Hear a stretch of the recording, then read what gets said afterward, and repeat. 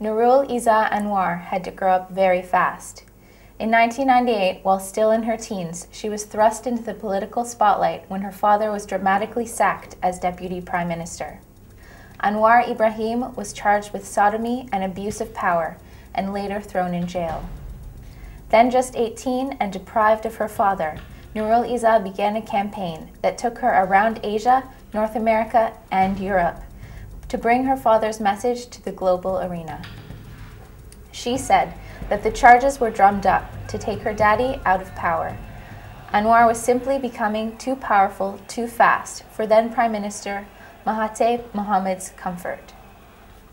Anwar was found guilty of abuse of power by a justice system wrought with procedures and decisions that raised eyebrows from legal communities worldwide.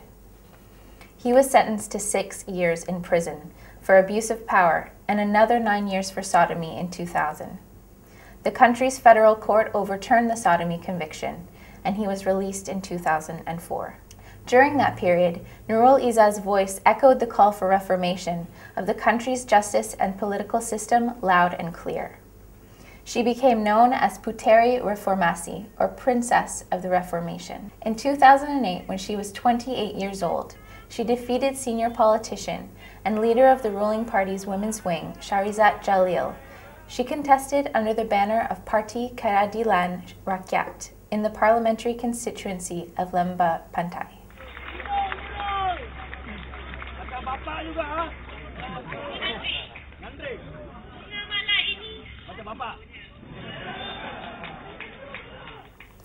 This is our exclusive interview with MP Nurul Izzah.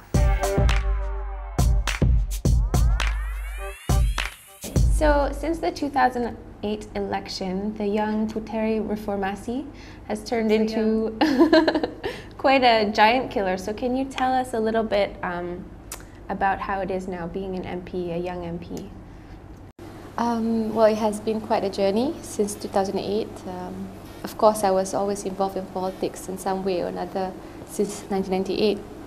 But full-fledged member of parliament, I think it has been relatively quite a steep learning curve, and but full of a lot of excitement because I feel I have this opportunity to affect change and to serve my constituency and to bring a lot of issues, especially valuable issues related to national security, issues that affect the country at the parliamentary level.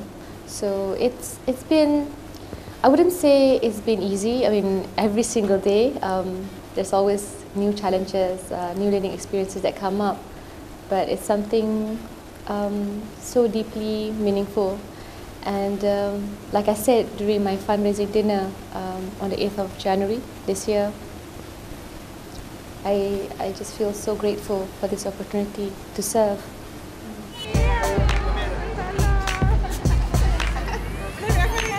And how have your constituents responded to you and to your initiatives? Of course, you have different types of responses. I think as a politician, you would have to take it as you go along. I mean, you can't expect everyone to be supportive of you. There are those who voted for me, there's also those who voted against me, but the issue is how can you be a legislator that's fair to everyone? Because at the end of the day, they're all my constituents. And I think the most important issue is to inform them. I am their voice in Parliament. I continue to be as close to the grassroots as I possibly can, but I will continue to speak out against injustices, against excesses, against abuses, and that's the most important role a legislator can play. And at the same time, there's also outreach programs. The need to put or to balance the contradiction, the dynamics between an elected legislator and the powerful local council, the city hall, which actually wields the real power in serving the constituents' needs, in servicing, in cleaning, in enforcement that affects everyone in Kuala Lumpur. Can you tell me a little bit about the learning process you had to go through to become an MP? Of course, when you contest when you're a candidate for elections and you actually win or lose, I mean, it's different. It's active politics, and with active politics, you are prone or you're open to personal attacks. And of course, with the advent of Twitter and Facebook, you really are at the mercy of the public and the media. And I think part of the work of a Member of Parliament in Kuala Lumpur, which is a federal territory, is much more complex and challenging compared to other constituencies, because other constituencies such as in Selangor, every Member of Parliament would have 3 or 4 state legislators, and that would certainly assist them in doing their job. But in Kuala Lumpur, we are seen as the Member of Parliament. We are also seen as a state legislator rep. So basically, it's a double whammy of sorts. But it also helps you to be very well versed in the needs or the wants of the constituents. YB Lim Lip Eng from Segambut said one thing which really stuck with me. He said that if you can survive as a Member of Parliament in Kuala Lumpur, you can survive anywhere. And we also don't receive the constituency allocation, which is under the Implementation Coordination Unit of the Prime Minister's Department, amounting to 1.7 million ringgit last year alone. We don't get it. It's disbursed to the UMNO division in my constituency and also the City Hall. And so lack of money, no funds, yet there's expectation from the public. So it helps you to manage your time accordingly, because at the end of the day, people also want their local issues to be resolved, and they also want you to be seen as representing their grievances. So I try to achieve that balance. And of course, it's not, I'm not satisfied with my performance as yet, but I think it's good to always allow room for feedback and continue to improve yourself. So servicing the constituency, especially with Limpah Pantai is a hotspot issue. It is a microcosm of Malaysia. We have, we can even say it's akin to a tale of two cities, because you have Bangsa, the higher end, where those representing the highest income group are living, and you also have from the lower end, the working class in Kerinci, Pantai Dalam, even Sri Sentosa. A lot of non-Malays who are poor living there, and Brickfields itself. So I think just by virtue of me being here, it really allows me a clearer look on what are the issues Malaysia is facing.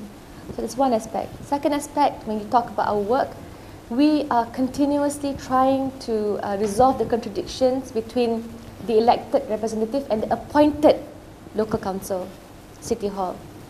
When, as a Member of Parliament, if you talk about real federalism at work, or even real professionalism at work, doesn't matter which party controls the ministerial position, or which party controls the state or the legislative position, but you work together for the benefit of the rakyat. Unfortunately, I must say, politics is very much still holds sway and influence over the decisions that the City Hall makes.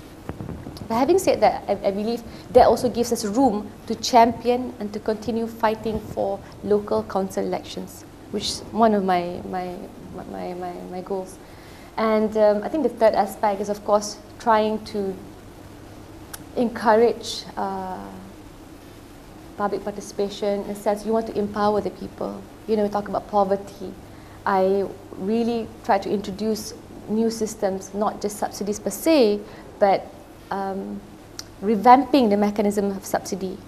And I brought in a program under My Kasih, which really introduces how do you dispense with subsidy to selected families via their My Card.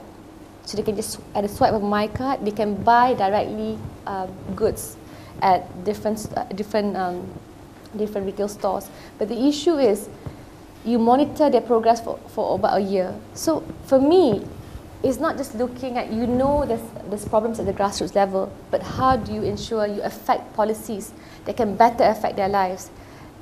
And this opportunity to become a Member of Parliament in Limpah Pantai has allowed me to see the local picture and bring it up on how we can amend and revamp our policies to better suit their needs.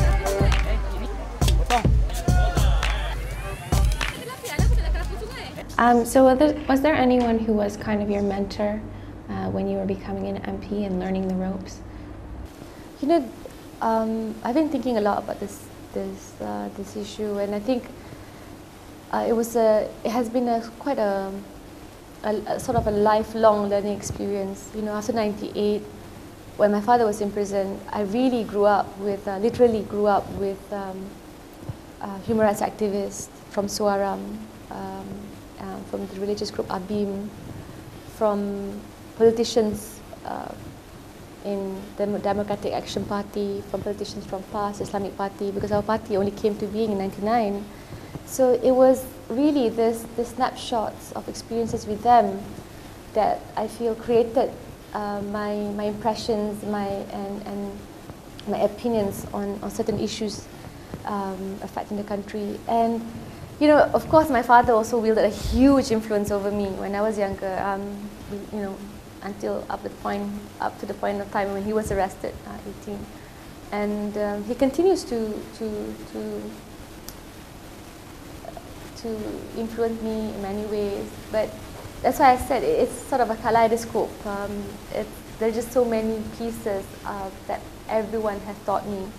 And to say a particular mentor, mentee, your parents, of course, you learn from them, but there's so many other politicians as well, even my enemies, or perceived enemies, that I feel we could learn a thing or two from, not in terms of ideals, but in terms of, you know, how you conduct yourself, how you continue to improve yourself as a politician, and how do you aim to even improve the perception of politics itself. Because at the end of the day, I'm in it, and I think I want people to get the take that you do something, even as a politician, you do it because you care about your principles, you do it because it means something to you. I think from that level of sincerity, only then you can affect others and in turn cause change to take place. How do you balance being a mother and an MP? I think it's a continuous effort, but it's not just me. There's so many other women, struggling single mothers who have it so much worse. I mean, they have 7 children. They have to have 2-day job. I mean, two jobs daily just to feed the children. And who's going to take care of the children when they're working? So I think just to put it in perspective, I feel that you know, I have a very strong family support unit. I'm very thankful to my mom. Thank you, Mama. And my family members, my sisters, who are wonderful. There's 5 girls in our family, including myself, and 1 boy. And that helps, you know, a huge family and that family unit and support. However, I think it's also important for me to look at it. I have 2 children, but I have a huge extended family, which is my constituents in Lembah Pantai. They're part of me. And I think once you get that settled and sorted out, then it's not a chore for you, but it's really, well, I don't want to say labor of love, it's so cliche, but you know, it's just part of my life. And I'm just trying to be fair, you know, to all sections. I'm trying to be a good mother. At the same time, I want to be a good member of parliament. I want to be a good vice president for my party. So just taking it a day at a time and just making sure that I plan. And every time I'm with my family, then it's really time for my family. So less phone calls being picked up, you know, at that crucial 1 hour. And then when you're actually focused and supposed to do your work, you really give it all you got. So I think that's the best way to go about it. Are there advantages to being a woman in Parliament? When you asked me that question, I mean, I had to, I gave birth when Parliament was in session. I think I was the first member of Parliament to do so, and there was no breastfeeding room in Parliament. You know, I really feel that a mother should try to at least breastfeed his or her child up to 2 years. I mean, attempt to. I requested for a breastfeeding room in Parliament, and I'm just trying to say, at my level, that's even that, it was so difficult, and I asked that all staff in the Parliament would enjoy the benefits of the breastfeeding room. Unfortunately, it was only reserved for members of Parliament. But what does it say? It says that, you know, there's still many things that need to be implemented in order to meet the needs of Malaysian women. So it's still a struggle. I don't think that I'm fully satisfied. It is tough also as well. The landscape very much shaped, you know, to meet, male-dominated landscape.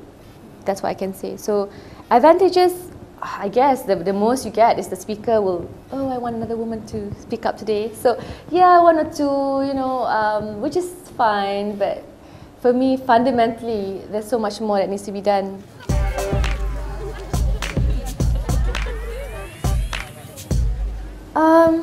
You know, I think you must not underestimate their level of understanding. Of course, you know, with the whole media machinery, especially TV3, Utusan, and also Berita Harian, focusing solely on the minister and ignoring most of my work, my dealings with the constituents, it proves to be a little more difficult in terms of access to the constituents. Because how do you access the ordinary voter? How do you get your message across?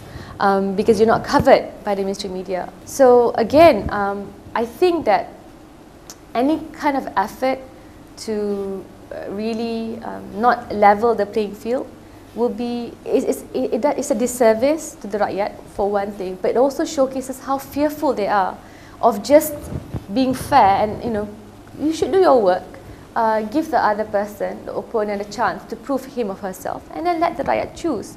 But when you do these things to undermine your opponent, I think, I don't know, I mean, for me, I'm quite confident that people are aware of their rights much more so now rather than before. After the 10 MPs took over wilayah Kuala Lumpur, there's much more overt concern by the Prime Minister. Even the Ministry of Federal Territories were changed to Federal Territories and Urban Wellbeing. And for me, there's a testament that if you speak out, if you are willing to put a point across that the rakyat has the choice to make, and we chose to ensure our voices are heard. There's a proper system of checks and balances to keep the government in check. So because of that, I think it's not as simple as who gets covered by the mainstream media. Of course, it means that I also have to work doubly hard to go down and to communicate with the voter. But you know, don't be too confident. You know, just because you do that and use your powers, I think it shows yourself to be more of a bully than a respected officer of government.